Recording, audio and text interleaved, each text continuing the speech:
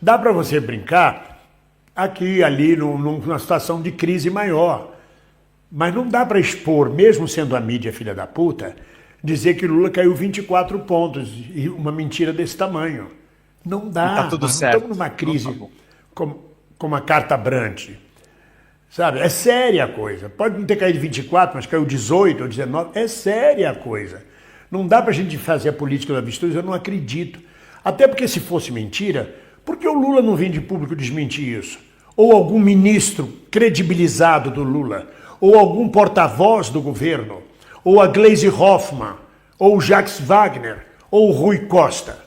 Somos nós que temos aqui em uma básica falando, é mentira, eu não acredito, é mentira, é mentira. A gente tem que assimilar isso e não baixar a guarda.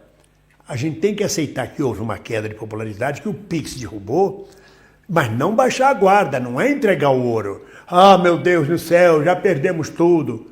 Não, temos que aceitar isso, fazer autocrítica, fazer a crítica e partir para a luta e recuperar o espaço. Não é uma coisa que você... caiu e não podemos fazer nada. Compete a cada um de nós que tem um compromisso eleitoral, que elegemos esse governo Lula, defender esse governo, continuar lutando por esse governo. Mas não podemos ignorar a realidade. A gente não pode ignorar a realidade. Pode não ser real 24% de queda, pode ser 22%, pode ser 18%, mas que há uma queda é inegável, todos nós sabemos. A crise do Pix, o Chupetinha foi foda, bicho. Botou pra fuder em cima da gente. A gente teve que fazer, a gente não sabia nem como responder aquilo. E quando dizem, tem um camarada aí gritando, mas a Dilma sofreu um golpe, companheiro, a Dilma só sofreu um golpe depois que a popularidade, a partir da manifestação dos 20 centavos da Sininho, derrubou ela a níveis gigantescos. Ela cai, ela não cai porque sofre um golpe. Ela sofre um golpe porque a popularidade dela foi para o chão, foi para o pé. E aí o Eduardo Cunha permitiu-se oferecer o golpe. E a rejeição dela cresce. Aquelas jornadas de junho patrocinadas pela CIA, tendo a babaca e a ingênua da Sininho comandando, sendo estopim, a pólvora de um movimento gigantesco que fudeu com a democracia, em nome de que achavam que era um processo democrático de protesto, na verdade estavam salapando o processo democrático brasileiro. Até uma irmã de consideração minha, filha de comunistas, neta de comunistas, ela mesma comunista, foi para a manifestação com a filha. Pelos 20%, não está legal. Até a gente de esquerda participou daquelas jornadas do dia 13, da manifestação de junho da Sininha. Aquilo abriu o caminho para Bolsonaro. Foi aquilo que abriu o caminho para Bolsonaro. Bolsonaro não surge em 2018. Bolsonaro surge ali planta-se a semente do fascismo no Brasil. E a Dilma desceu, e a Dilma caiu, e aí abriu-se o caminho para o golpe. É diferente, ela não caiu porque sofreu um golpe. E mais, ninguém está comparando Lula com Dilma.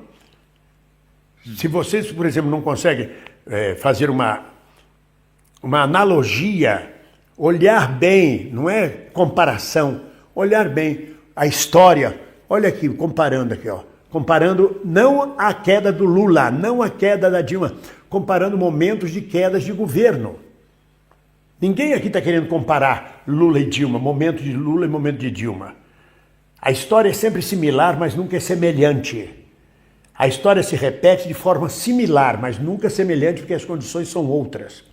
Então, se você olhar, nós estamos mostrando apenas como foi com Dilma, na grande queda da popularidade dela, quando se deu.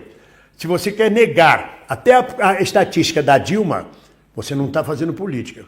Você está com o coração na mão, saindo enlouquecido, vai dar de cara com uma locomotiva e vai ser atropelado pela história. A gente tem que ser frio, tem que ser racional, a gente tem que analisar todas as arestas. Como é que nós vamos sair disso? Como é que Lula pode vir até 80% de aprovação?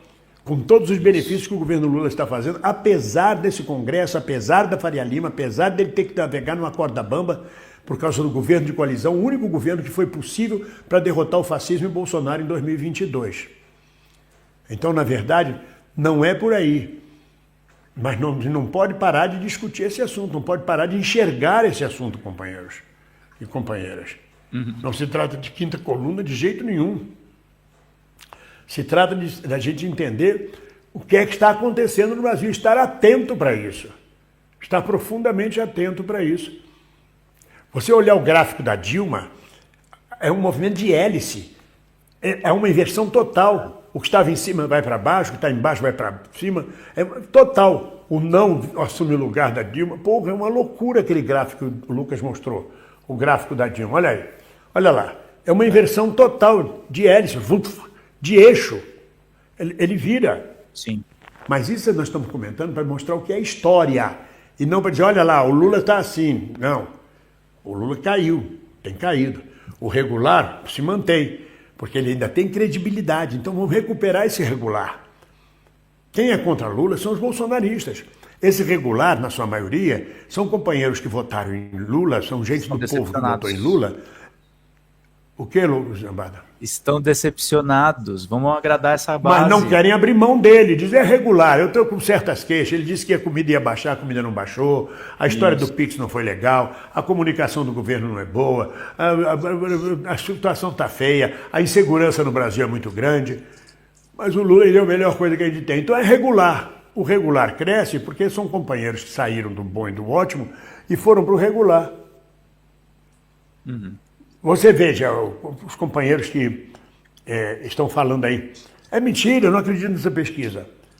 O ministro veio a público dizer que se deve a duas questões. O PIX e o preço dos alimentos. Ou seja, ele não nega a pesquisa. Por que é que nós aqui embaixo vamos estar negando, como se fosse avestruz? Porque a nossa emoção não permite? Política não se faz de olho vendado com o coração apenas. Política se faz com a cabeça, com racionalidade, com muita ironia, sarcasmo, com muita perspicácia e com alianças. Senão a gente fica só parado no meio do caminho. É isso. Uma coisa que pode ser uma oportunidade para recuperar a popularidade, bem-vindo, são boas medidas e o Bolsonaro ser preso, né? Aí. Eu tô dando um mapa, gente, ó. Dólar caindo, Bolsonaro sendo preso, porque assim, não importa também, né, Gustavo, o cara fazer um governo todo certo e a conjuntura tá uma merda. Cara, porque, por exemplo, a galera é muito simbólico o que tá acontecendo, por exemplo, diante. Eu vi uma postagem, vi no tweet hoje da. Puta, esqueci o nome dela agora. Enfim, eu vou lembrar daqui a pouco. Ela diz o seguinte, Pedro. Uhum. Gente, a Covid foi um trauma tão grande que a gente nunca parou para discutir o assunto depois que ela acabou. Eu acho que agora é a hora. Nunca rolou uma DR sobre. Não. E nessa aposta do esquecimento, porque nós somos um povo muito pobre, muito sofrido, bem-vindo, a gente não, vamos esquecer essa merda que aconteceu ontem, vamos focar na próxima merda que virá, porque virá uma merda, é sempre assim. Eu fico com essa impressão. Então a gente não fala. É o Boulos fazendo campanha diariamente sobre essa tal da lei velha da van. Que é muito boa. É para culpabilizar os empresários que são responsáveis, que foram responsáveis por essa tragédia antidemocrática no Brasil, esse atentado, e que estão apostando no esquecimento do povo. Até porque quem manipula, quem melhor para manipular o que o povo pensa, lembra ou se esquece do que aqueles que investem na mídia brasileira. Opa! Não é? Eles podem, não fazem, vão fazer outra propaganda. Então é importante isso, a gente não discute. Agora, tudo passa por uma coisa. Eu não vou pegar pesado na questão da comunicação do presidente Lula agora, porque tem um mês que assumiu um novo cara, e me parece, pelo menos de coisas que a gente viu aqui, o Bem-vindo bem comentou isso, o Lula acenando para a base, falando um pouco para a base e falando. Então, mas é um começo. Mas é isso. É um começo e tem que aproveitar as oportunidades, gente. E a escala 6x1, bem-vindo?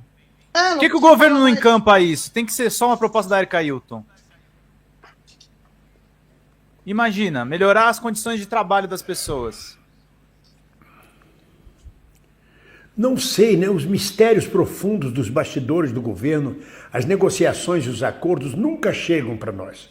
Nunca chegarão para a base. Nunca. Sim. Mesmo aí quando você tem um governo revolucionário, Fidel Castro, Hugo Chávez. Mesmo assim, quando ele vai para o povo e diz, olha, os burgueses querem derrubar o governo, mas ele está fazendo alianças, as mais variadas, que ele não pode dizer para a base e para a massa. A gente nunca sabe o que está rolando, nunca saberá. É uma merda. Por que o governo não encampa o 6x1? Aqui na Espanha, a Espanha se tornou o maior PIB, no ano passado, o maior PIB da Europa. A Espanha cresceu quase 4%. A Alemanha estacionou em 0% de crescimento com a porra da guerra da Ucrânia, quem mandou se meter na porra da Ucrânia, e a Espanha cresceu 4%. E neste crescimento de 4%, o governo reduziu a jornada de trabalho de 40 horas para 37 horas.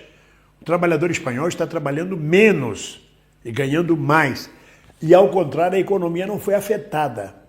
No Brasil está se trabalhando 6x1 e a gente não consegue fazer uma campanha maior com o apoio do próprio governo. O próprio governo espanhol baixou o tempo de trabalho. São várias pautas que podiam ser pegas de mobilização popular. Essa pauta de 6x1 é uma pauta seríssima. Ela toca diretamente o povo. Sim. Sim. E, no entanto, o Lula, às vezes, para fazer aceno para a base no Amapá, fala de exploração da bacia do Amazonas, de petróleo. Sim, e aí cria um problema gigantesco com os ecologistas. Não pode, porque vai afetar a natureza. Pode, vocês são contra o governo. Não pode. Fica uma briga interna. Não há consenso dentro das nossas próprias forças sobre a exploração do petróleo, que é importantíssimo para nós, no equatorial do Brasil, lá no lado da Guiana, lá no Amapá. Tem que chegar a um acordo. É um desgaste gigantesco isto. Quando o Lula diz que parece que o IBAMA está trabalhando contra o governo, parece real. É claro que o IBAMA tem que defender as posições da ecologia, da proteção da flora, da fauna, do meio ambiente. Mas tem que dialogar. Exatamente.